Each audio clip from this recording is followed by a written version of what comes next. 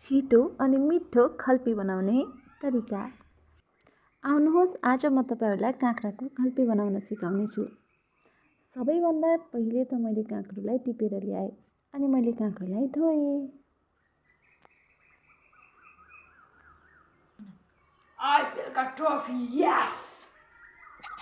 त्यसको बादमा काँक्राको खस्रो बोक्रोलाई चाहिँ अलिअलि खुर्किनु पर्ने हुन्छ अनि बीचमा काटेर सबै काँक्रोलाई चिरा चिरा पारेर भित्रको गिदी चाहिँ निकालेर फाल्ने छु। त्यो गिदीको गुटीहरूलाई चाहिँ हजुरहरूले बिउ हिसाबमा इस्तेमाल गर्न सक्नुहुन्छ अनि सबै मिलाएर छोटो छोटो भागमा काटेर उनीहरूलाई एकछिन घाममा राखेर सुकाउने छु।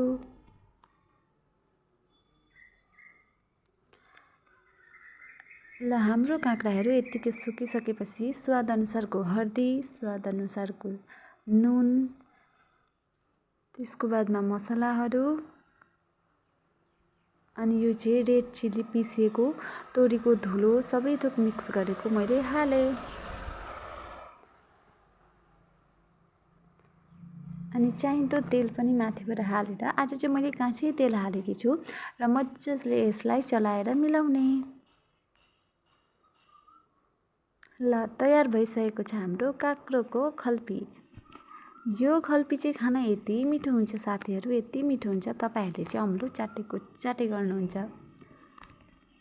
देख्नुहुन्छ हाम्रो काँक्रोको खल्पी तयार भइसकेको छ र यो चाहिँ आज बिहान हालेका छौँ भने भोलिपल्ट बेलुकाबाट हामीले यसलाई खान सक्नेछौँ।